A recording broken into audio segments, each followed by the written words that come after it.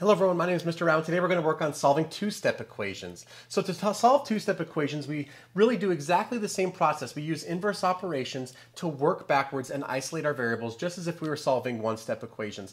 So the operations, we need to think about what order we're going to do these though. Because when we have two operations occurring, we need to figure out which operation we're going to do the inverse of first. And you might remember that the order of operations, and you might know it by the acronym PEMDAS, tells us that we do parentheses first, exponent second, multiplication and division third. We do that left to right, so sometimes we'll do division before multiplication. It's whichever one of these comes up first. And same thing with addition, subtraction. We do those last, but we might do subtraction first or addition. It's whichever one comes up left to right. So that's the order of operations, and we may already be familiar with that. But remember, if we're going to solve these, we're going to actually work backwards.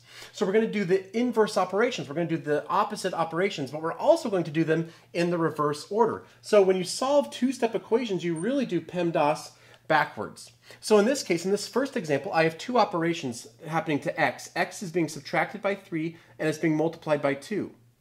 The order of operations tells us that this 2x, the multiplication, is happening first. But if I'm going to solve this and work backwards, I actually need to do the subtraction first and then save what's attached to the x for last. So I'm going to use the inverse operation of this negative 3. To subtract 3, the inverse would be adding. So I'm going to add 3. Remember, whatever I do to one side, I have to do to both sides. So I'm going to add 3 to both sides. And then that's our first step.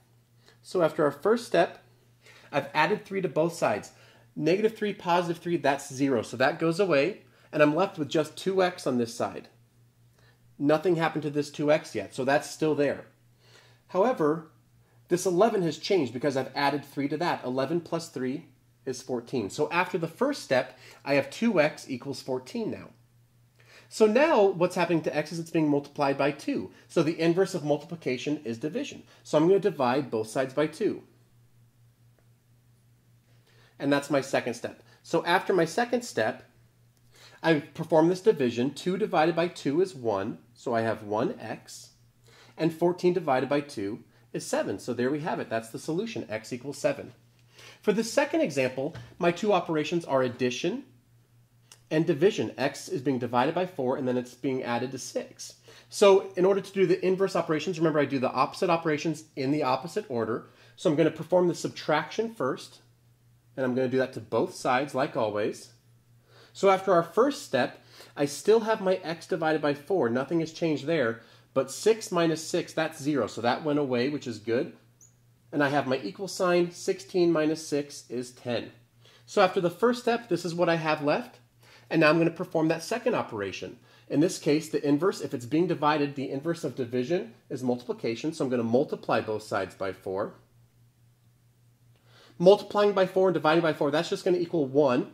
So I have 1x left over, which is exactly what I want. And then I have 10 times 4. 10 times 4 is 40. So when I solve this after my second step, I have x equals 40. I'm going to again let you do that third problem yourself. I'll have the answer in the descriptions, but that's the step of doing the inverse operations in the reverse order to solve two-step equations.